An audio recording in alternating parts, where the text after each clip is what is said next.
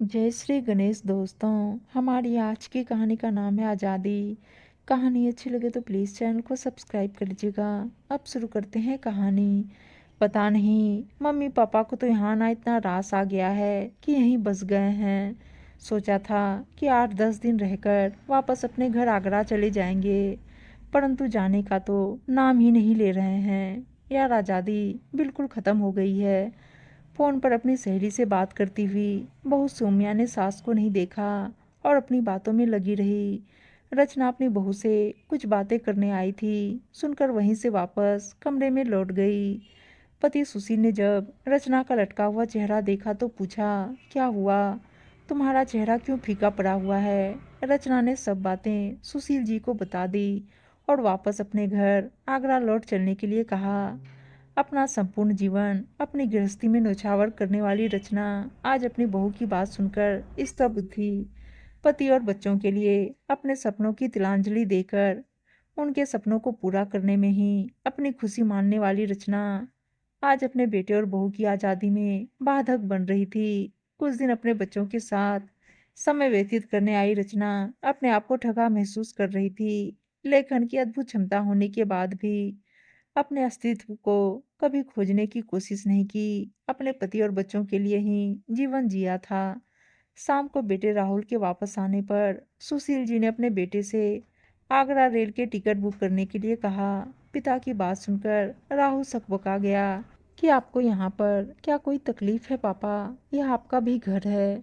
संपूर्ण जीवन आपने हम भाई बहन का जीवन संवारने में लगा दिया। अब आपको जीवन की संध्या में मैं अकेला नहीं छोड़ सकता। क्या सौम्या ने कहा कुछ? नहीं बेटा, घर की बहुत याद आ रही है। वहाँ पर भी सब कुछ बिखर रहा होगा। जब तक हाथ पैर चल रहे हैं, पुरानी जान पहचान में समय गुजारते हैं। इस बार उत्तर रचना ने दिया। वह नहीं चाहते थे कि उनकी वजह से बहू बेटे में कोई मतभेद बढ़े। ठीक है पापा, मैं आपको छोड़ने चलता हूँ। मुंबई से आगरा बहुत दूर है, राहुल बोला। नहीं बेटा, अभी इतना भी बूढ़े नहीं हुए हैं कि बच्चों की उंगली पकड़कर चलें। हम दोनों चले जाएंगे, सुशील जी ने उत्तर दिया। सौम्या को तो मुंह मांगी मुराद मिल गई। अंदर की प्रसन्नता को छिपाते हुए बोली, मम्मी पापा, आपको आए अभी 1 महीना ही तो हुआ है और आप जाने को कहने लगे। अभी और रह लीजिए। रचना के चेहरे पर व्यंग्यात्मक मुस्कान आ गई।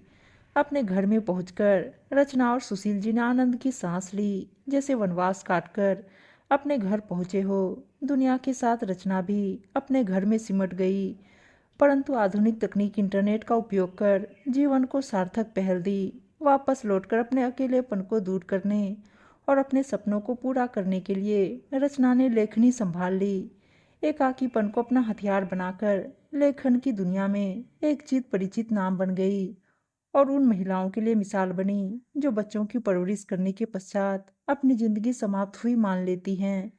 बड़े बड़े सम्मान समारोह में रचना को बुलाया जाता और सम्मानित किया जाता, कभी चीफ गेस्ट के रूप में तो कभी सामाजिक कार्यों के लिए समाचार पत्रों में फोटो के साथ सुर्खियां बटोर रही होती। उन्होंने अपने बच्चों को दिखा दिया कि नारी यदि ममता की मूरत है तो अपने स्वाभिमान की रक्षा करने वाली सशक्त नारी भी है।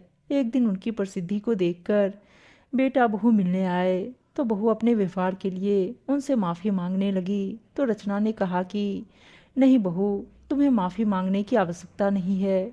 यदि तुम मेरा अपमान न करती तो जीवन की संध्या में मैं तो बेचारी बनकर रह रही होती। जीवन के खूबसूरत लम्हों का आनंद कैसे लेती। इस प्रकार रचना के लिए अपमान भी वरदान बन गया। उम्मीद है दोस्तों कहानी अच्छी लगी होगी और अच्छी अच्छी कहानियाँ सुनने के लिए चैनल को सब्सक्राइब और वीडियो को लाइक शेयर जरूर कर दीजिएगा। धन्यवाद दोस्तों।